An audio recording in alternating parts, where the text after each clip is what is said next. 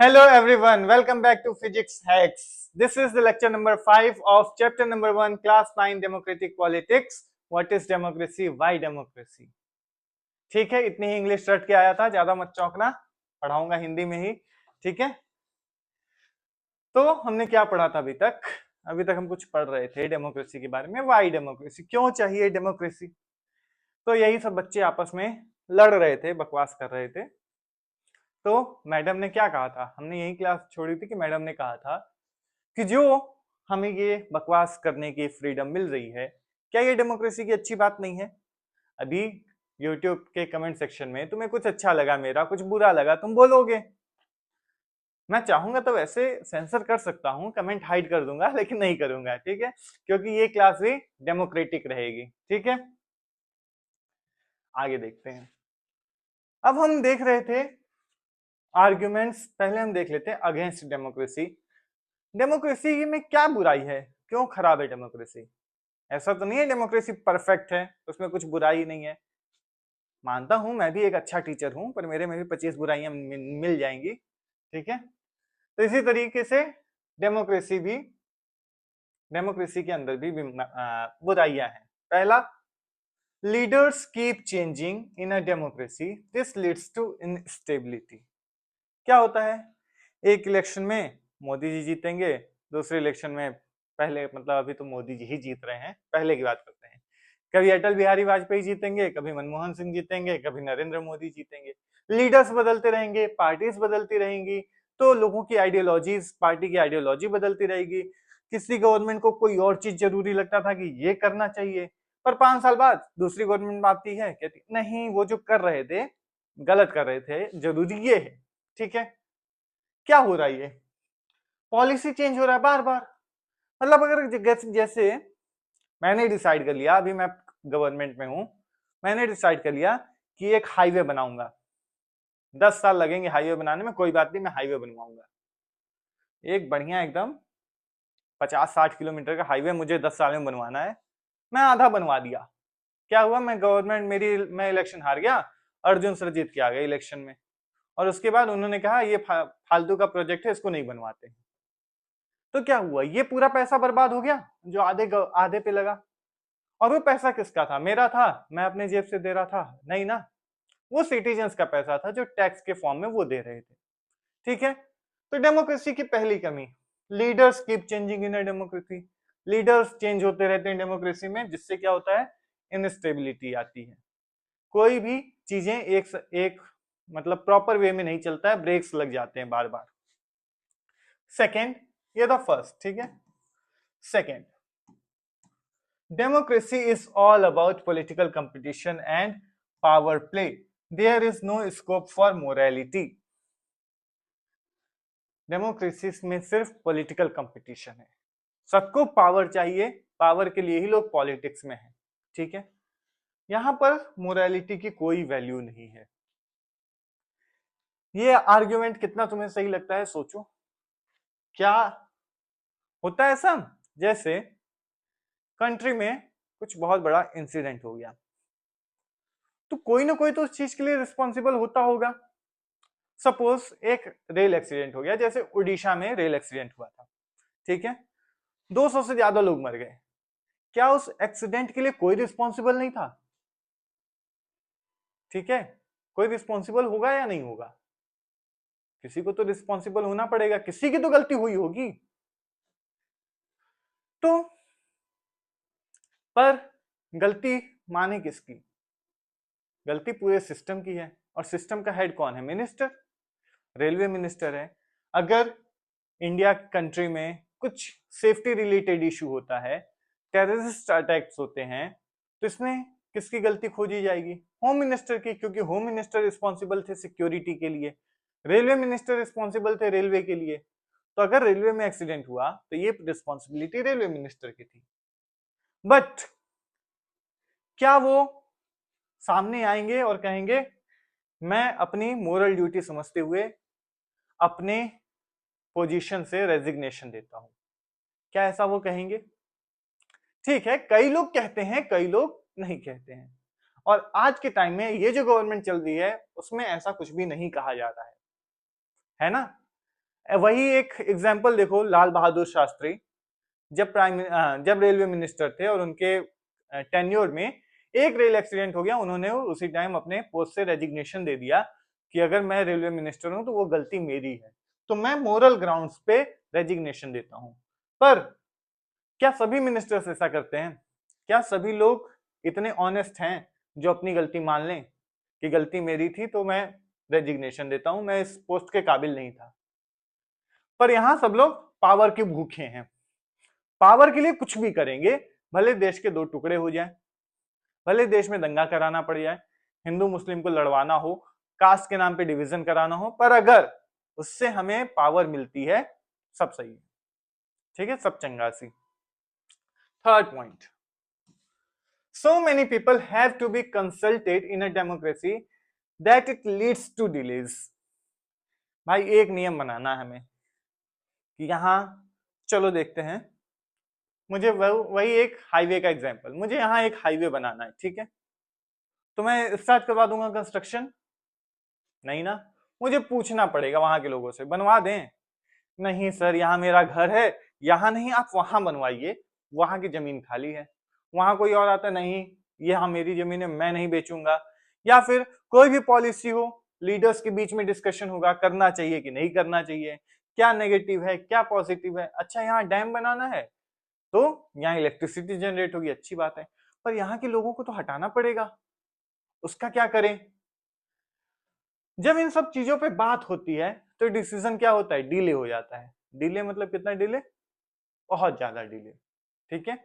जैसे मुझे आज कोई डिसीजन लेना था, ठीक है, आज मुझे कुछ बढ़िया डिसीजन लेना था, मुझे भूख लगी थी और मुझे डिसीजन लेना था क्या खाऊं, समोसा खाऊं या फुल्की खाऊं या चाट खाऊं, ठीक है। अब मैं क्या करता हूं, मैं डिस्कशन करता हूं, बढ़िया डिस्कशन करता हूं लोगों के बीच में, और डिस्कशन में 4-5 दिन, हफ्ते, 2 दिन बीत गए, तो अब क्या मुझे वो उस चीज की जरूरत है? अब समय के साथ साथ क्या हुआ, टाइम के साथ साथ डिमांड भी चेंज हो गई। अब मुझे वो भूख नहीं है, या मैंने वो भूख किसी दूसरे सोर्स से पूरी कर ली, अब मैं किस बात, ये फालतू की चीज पे क्यों डिस्कशन करूंगा? मतलब टाइम के साथ पहले डिसीजन क्या होगा, डिस्कशन के चक्कर में डिले होगा, डिले होने के बाद उसका कोई रिलेवेंस नहीं बचेगा, ठीक है।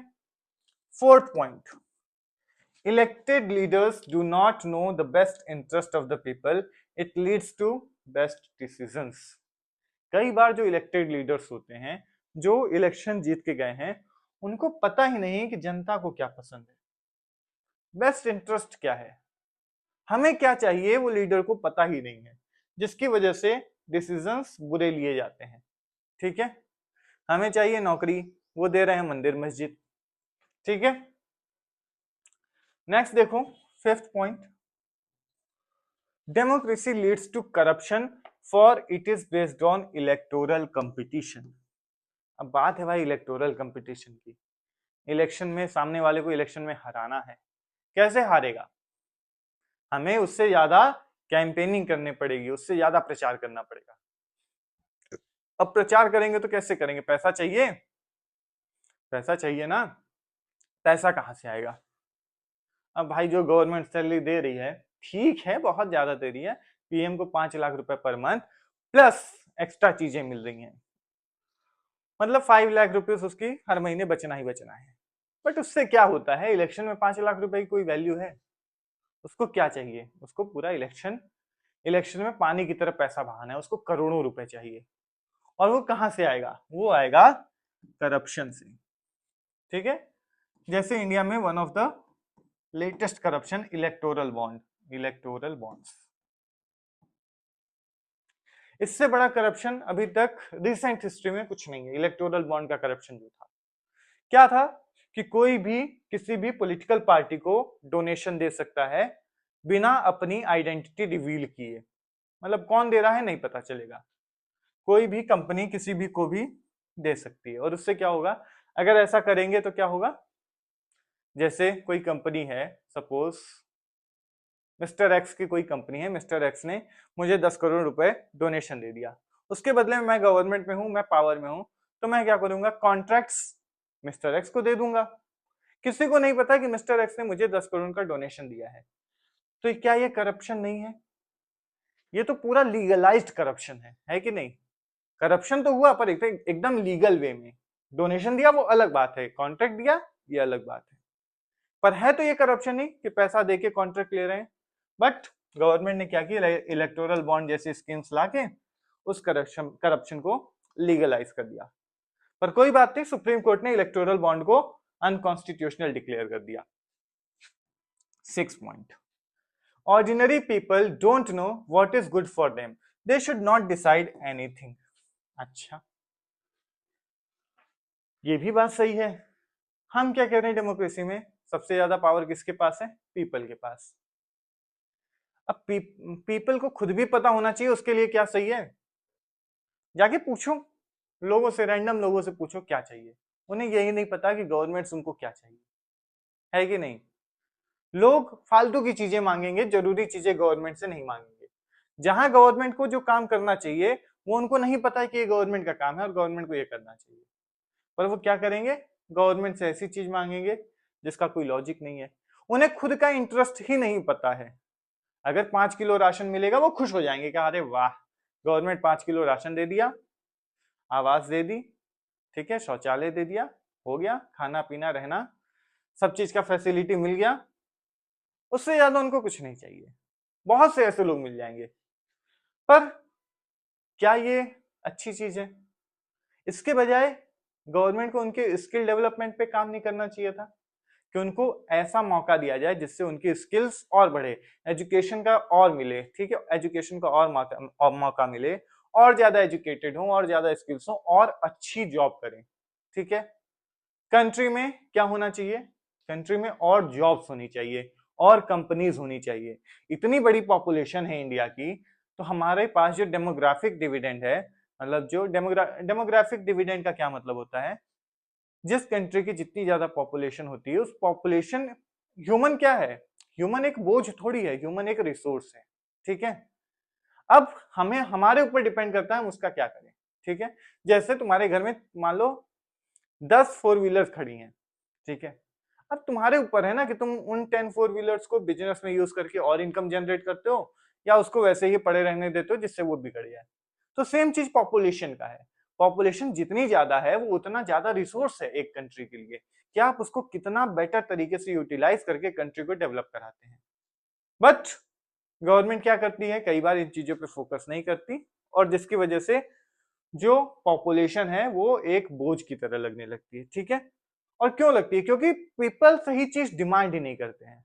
हम लोग हमेशा कहते हैं कि इंडिया में कौन जीतता है, जो धर्म के नाम पे वोट मांगता है, जो कास्ट के नाम पे वोट मांगता है, ठीक है, जीतता है। कौन क्यों जीत रहा है, हम जिता रहे हैं।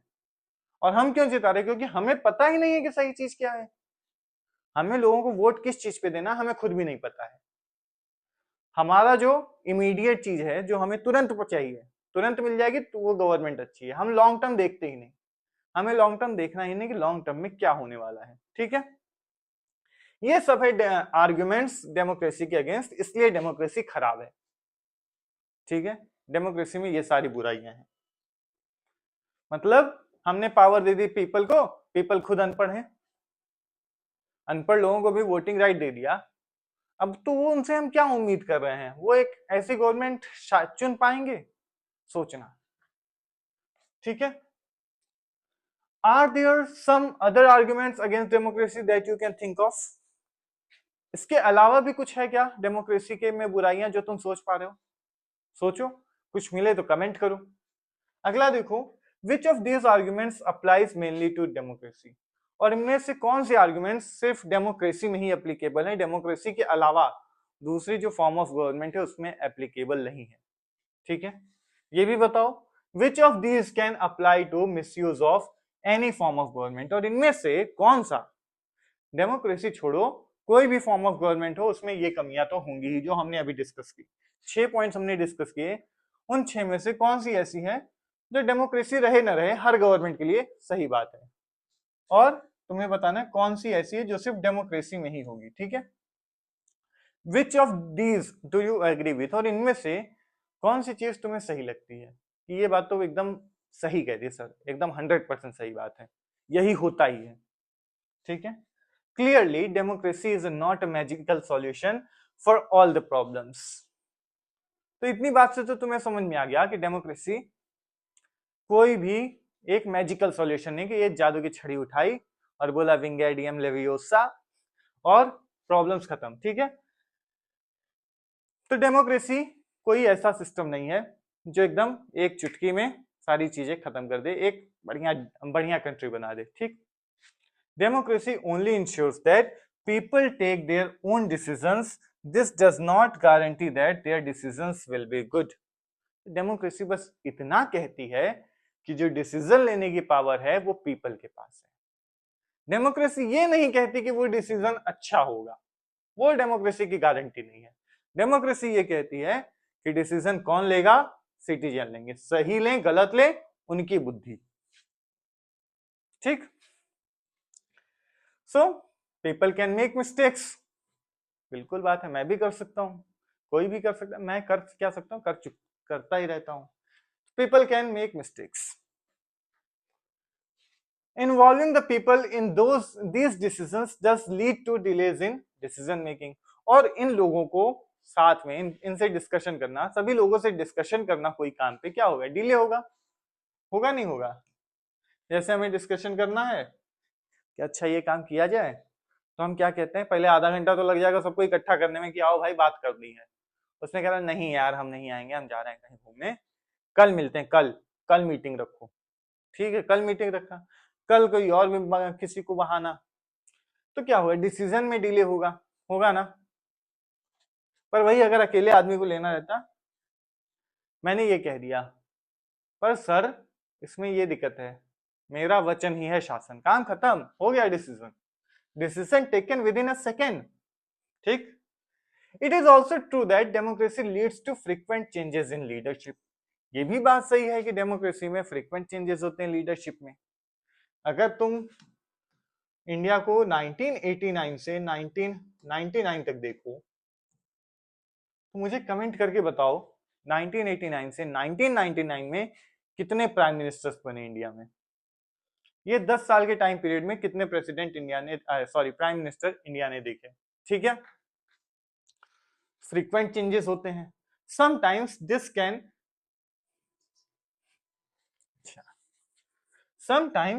Can set back big decisions and affect the governments efficiency. इसकी वजह से क्या होता है, कई बार बड़े डिसीजंस नहीं लिए जा पाते, लेना होता है बड़ा डिसीजन, पर गवर्नमेंट चेंज हो सकती है, गवर्नमेंट के चेंज होने का डर है, लोगों को नाराज करने का डर है, तो इस वजह से कोई बड़ा डिसीजन नहीं लिया जाता है, ठीक है। डर लगता है, कोई भी गवर्नमेंट हो, सबको पावर, सब पावर के लिए ही आए हैं, तो कोई भी ऐसा डिसीजन जिससे जनता नाराज हो जाए कोई भी नहीं लेना चाहता, भले भले ही वो डिसीजन लोगों के लिए एकदम बेटर काम कर रहा हो, लोगों के फायदे में हो, लेकिन कोई भी पावर खोना नहीं चाहता है, ठीक है। मैं यहां पर बात कर रहा हूं, अगर तुम एग्जांपल जानना चाहते हो तो क्रीमी लेयर, ठीक है। Creamy layer in SC and ST, schedule caste and schedule tribe में, जैसे ओबीसी में क्रीमी लेयर का कॉन्सेप्ट है, शेड्यूल कास्ट और शेड्यूल ट्राइब में भी क्रीमी लेयर का कॉन्सेप्ट होना चाहिए। इस कम्युनिटी के ऐसे लोग जिनकी इनकम एक सर्टेन लेवल से ज्यादा है, वो भी रिजर्वेशन में उनसे compete कर रहे हैं जिनके पास रिसोर्सेस की कमी है। रिजर्वेशन तो इसीलिए बनाया गया था ना कि जो लोग रेस में बहुत पीछे हैं, जिनकी लाइन स्टार्टिंग लाइन बहुत पीछे है, उनको बराबर किया जाए। पर अगर कोई इनकम बहुत अच्छा कर रहा है, जो आगे ऑलरेडी बढ़ चुका है, वो और भी इस लाइन में और इसकी वजह से और आगे जा रहा है, ठीक है। और जिसको जरूरत है वो बेचारा पीछे रह जा रहा है। तो ये क्रीमी लेयर का कॉन्सेप्ट लाने से क्या होगा, एक फायदा होगा, सभी को, कम्युनिटी को, कंट्री को फायदा होगा। बट गवर्नमेंट ये डिसीजन लेने से कतराती है क्योंकि वोट बैंक सरक जाएगा, ठीक है। So democracy may not be the ideal form of government. ये बात तो क्लियर है कि डेमोक्रेसी आइडियल फॉर्म नहीं है, बेस्ट नहीं है, ठीक है। मतलब परफेक्ट है डेमोक्रेसी, बिल्कुल एकदम बिना डाउट के कहना नहीं, democracy is not perfect, but that is not a question. पर ये तो हमारा क्वेश्चन है ही नहीं ना, ये हम रियल लाइफ में क्वेश्चन फेस करते हैं कि डेमोक्रेसी अच्छी ये बढ़िया है कि नहीं है, बताओ, ये हमारा क्वेश्चन रहता है। The real question we face is different. क्या है हमारा रियल क्वेश्चन? क्या democracy other forms of government से बेटर है? हमारा क्वेश्चन ये है। हमारा क्वेश्चन ये नहीं है कि डेमोक्रेसी बेस्ट है या नहीं है, डेमोक्रेसी परफेक्ट है या नहीं है। हमारा क्वेश्चन है क्या डेमोक्रेसी हमने जितने भी फॉर्म ऑफ गवर्नमेंट देखे हैं, जितना भी हम जानते हैं, क्या उससे बेटर है? ठीक है, जो भी हमारे पास ऑप्शंस हैं उसमें से डेमोक्रेसी से बेटर कोई है क्या? ठीक है, ये देखो, there is a cartoon, this cartoon is from Brazil, a country that has long experience of dictatorships. It is entitled The Hidden Side of Dictatorship. ये है हिडन साइड ऑफ डिक्टेटरशिप। ठीक है, डिक्टेटर्स के अंदर क्या छुपा रहता है। हमने देखा ना कि डिक्टेटर्स के बारे में हमने पहले पढ़ा था कि डिक्टेटर्स बहुत अच्छे थोड़ी होते हैं, कि ऑनेस्ट हैं, सिंसियर हैं। तो डिक्टेटर्स का एक डार्क साइड होता है, हिडन साइड है। Which hidden side does this cartoon depict? ये कार्टून किस हिडन साइड की बात कर रहा है? अब मैं इसके बारे में नहीं बताऊंगा, ये तुम सोचना ये किस चीज की बात हो रही है। Is it necessary for every dictatorship to have hidden side? क्या ये जरूरी है कि हर डिक्टेटर की एक हिडन साइड होगी? सोचना। If possible, अगर पॉसिबल हो तो पिनोशेट के बारे में पता करना, जो चिली का डिक्टेटर था, जारुसेल्की के बारे में पता करना, जो पोलैंड का डिक्टेटर था, सनी अबाका जो नाइजीरिया का था, और फर्डिनांड मार्कोस जो कि फिलीपींस का डिक्टेटर था, इनके बारे में पता करना और खोजना कि इनका हिडन साइड क्या था। ठीक, ये देखते हैं आर्ग्यूमेंट्स फॉर डेमोक्रेसी। डेमोक्रेसी के लिए क्या आर्ग्यूमेंट्स हैं, डेमोक्रेसी में क्या अच्छाई है। चलो पहले एक स्टोरी पढ़ते हैं। ठीक है, एक हिस्टोरिकल स्टोरी है, real story. चाइना's famine of 1958 to 61, worst recorded famine in world and nearly 3 crore people died। 1958 से 61 के टाइम में चाइना में एक फैमिन आया, एक अकाल पड़ा। उसमें वो वर्ल्ड का सबसे बुरा फैमिन था और उसमें कितने लोग मर गए? 3 करोड़ लोग। ठीक है, नियरली 3 करोड़ पीपल उस फैमिन में मर गए। अच्छा, 1958-61 की बात हो रही है। इंडिया की क्या कंडीशन थी? इंडिया बहुत अमीर था? इंडिया आज की तरह स्टेबल था, पावरफुल कंट्री था? नहीं। Then India's economic condition was not much better than China. हमारी कंडीशन भी चाइना से बहुत अच्छी नहीं थी। 1947 में हम आजाद हुए थे और सबको पता है 1991 तक इंडिया की कंडीशन अच्छी नहीं थी। ठीक है, पर हमारी भी कंडीशन चाइना से, हमारी कंडीशन तो चाइना से ही बुरी थी। ठीक है, चाइना में 3 करोड़ लोग मरे। Yet India did not have a famine of the kind China had। पर इंडिया में चाइना के जैसा कोई फैमिन नहीं आया। ठीक है,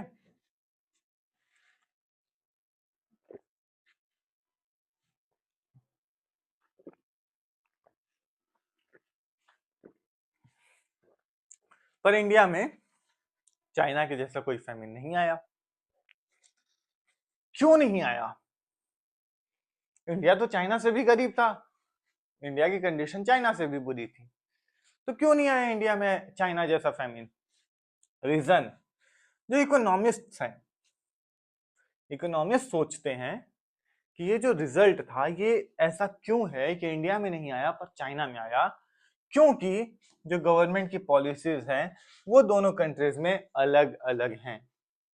चाइना की गवर्नमेंट कुछ और आइडियोलॉजी पे काम करती है, इंडिया की गवर्नमेंट किसी और आइडियोलॉजी पे काम करती है। The existence of democracy in India made the Indian government respond to food scarcity in a way that the Chinese government did not। India में डेमोक्रेसी थी।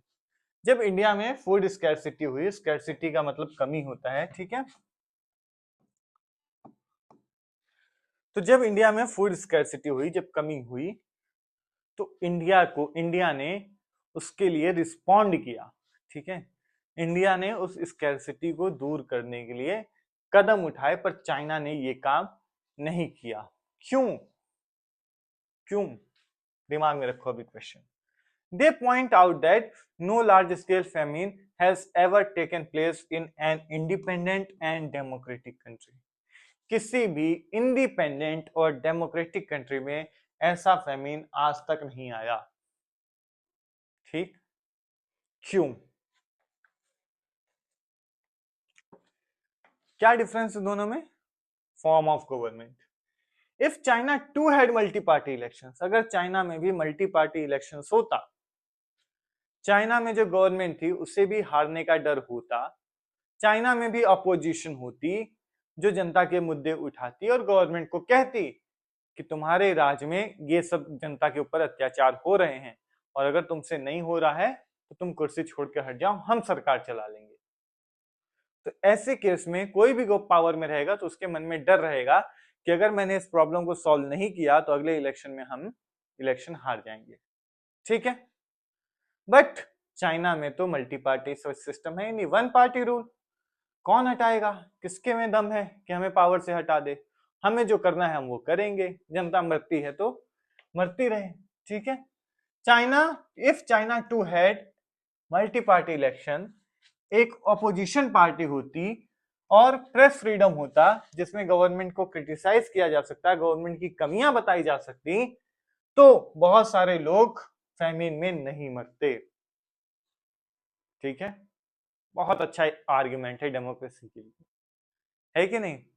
इससे स्ट्रॉन्ग आर्ग्यूमेंट क्या होगा कि एक अपोजिशन होनी चाहिए, प्रेस फ्रीडम होनी चाहिए। अगर इतना होता चाइना में तो 3 करोड़ लोग नहीं मरते, 3 crore. The reason why democracy is considered the best form of government, और ये रीजन काफी है ना ये बताने के लिए कि democracy is the best form of government. अगर डेमोक्रेसी नहीं होती तो 3 करोड़ लोग मरते, और डेमोक्रेसी किसी भी डेमोक्रेटिक कंट्री में ऐसा कभी नहीं हुआ। Democracy is better than any other form of government in responding to the needs of the people.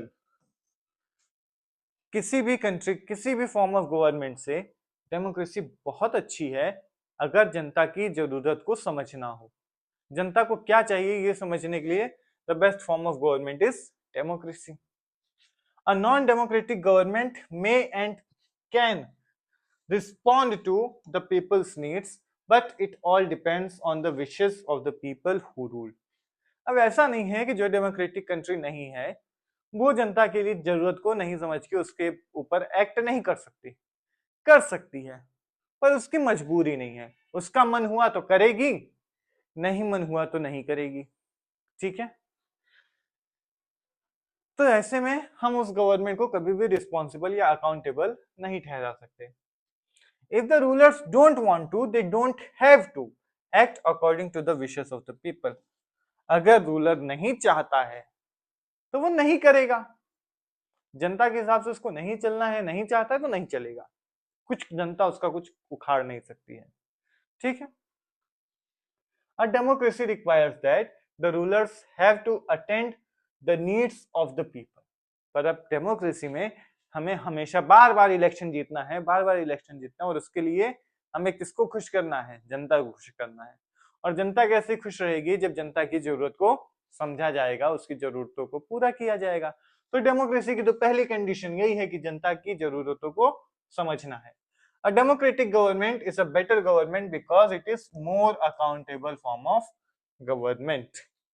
क्योंकि डेमोक्रेसी बेटर है, क्योंकि डेमोक्रेसी में अकाउंटेबिलिटी है, जवाबदेही है। गवर्नमेंट को जवाब देना पड़ेगा कि उसने ये किया तो क्यों किया और क्यों नहीं किया। ठीक है, देखते हैं अनदर रीजन। उसके साथ साथ हम टाइम का भी ध्यान रखेंगे। ठीक है, democracy is based on consultation and discussion. जो डेमोक्रेसी है वो कंसल्टेशन पे बेस्ड है और डिस्कशन पे बेस्ड है। ठीक है, मतलब डेमोक्रेसी में कोई भी डिसीजन होगा तो बढ़िया से बातचीत करके किया जाएगा। A democratic decision always involves many persons, discussions and meetings. एक डेमोक्रेटिक डिसीजन लेने में बहुत सारे लोगों से बातचीत करनी पड़ती है, मीटिंग की जाती है, रिसर्च की जाती है, तब जाके कोई डिसीजन लिया जाता है। ऐसा नहीं कि डिक्टेटर हैं, जो मन किया आज बोल दिया, आज हो जाना चाहिए। क्या है वो पॉलिसी वर्क करेगी कि नहीं ग्राउंड पे कोई मतलब नहीं है, ठीक है, किसी से नहीं पूछना है। अब ऐसा तो नहीं हो सकता ना कि जो एकदम टॉप पे बैठा हो उसको एकदम ग्राउंड की वो इंफॉर्मेशन हो जो ग्राउंड पे वर्क कर रहा हो। जो ग्राउंड पे वर्क कर रहा है उसकी इंफॉर्मेशन जाहिर सी बात है कि उसके सीनियर जो कि एकदम एसी रूम में बैठे रहते हैं उनसे ज्यादा है। पर अगर वही सीनियर सिर्फ कह दें कि ये करना है, बात खत्म, ठीक है, और उससे राय ना ली जाए, क्या वो डिसीजन बेटर होगा? नहीं होगा ना, ठीक है। When a number of people put their heads together, they are able to point out possible mistakes in any decisions. जब बहुत सारे लोग मिलके बैठते हैं, डिस्कशन करते हैं, तो बहुत सारी कमियां निकाली जाती हैं कि देखो डिसीजन तुम्हारा ठीक है, लेकिन अगर ये हुआ तो क्या करेंगे, अगर ये चीज बिगड़ गई तब क्या किया जाएगा। तो जब भाई सब लोग बैठे हैं तो सब लोग क्या करेंगे, सॉल्यूशन निकालेंगे कि देखो इसको ऐसे कर देंगे तो सही हो जाएगा।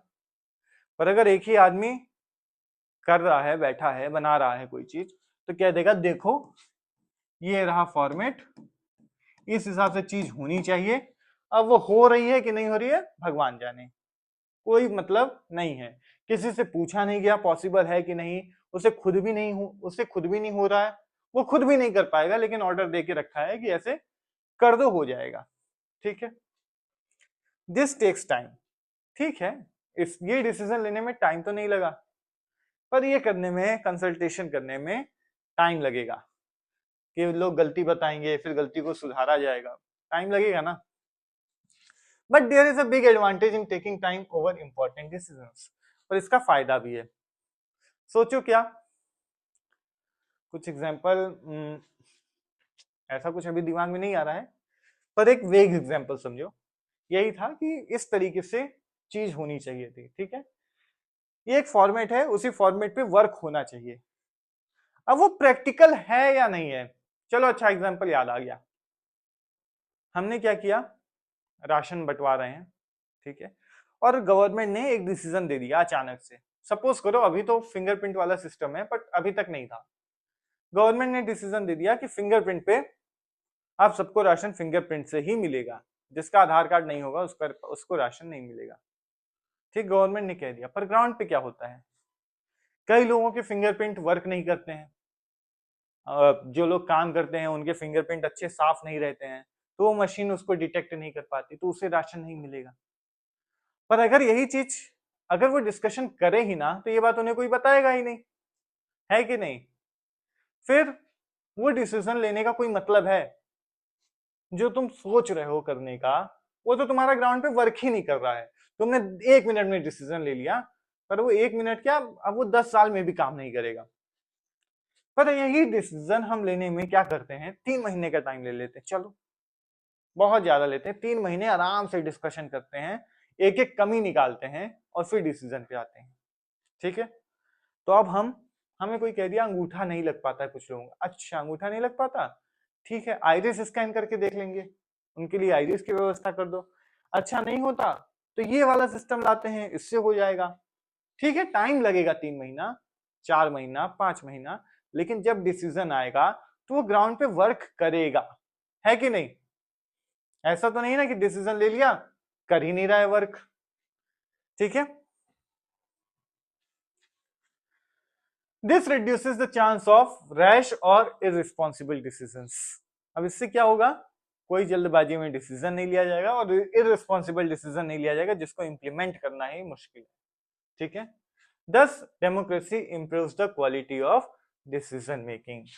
इसका क्या मतलब है, इसलिए डेमोक्रेसी डिसीजन मेकिंग की क्वालिटी को बढ़ाता है, ठीक है, और अच्छी क्वालिटी डिसीजंस की बनेगी, कब बनेगी, जब सबसे डिस्कशन किया जाएगा। थर्ड आर्गुमेंट हम नेक्स्ट वीडियो में देखेंगे, ठीक है। वीडियो ज्यादा लंबी हो जा रही है, पढ़ाने में मजा आ जाता है, वीडियो लंबी खिंच जाती है, मुझे नहीं पता रहता, मैं सोच के आता हूँ इतना ही पढ़ाऊंगा, लेकिन उतना पढ़ाने में मैं पढ़ाने लगता हूँ तो थोड़ा लंबा चला जाता है, कोई बात नहीं, धीरे धीरे ही चलेंगे, जल्दी का काम शैतान का काम, और मैं शैतान नहीं हूँ, भगवान समझ सकते हो। Thanks for watching the video, subscribe the channel and share the video.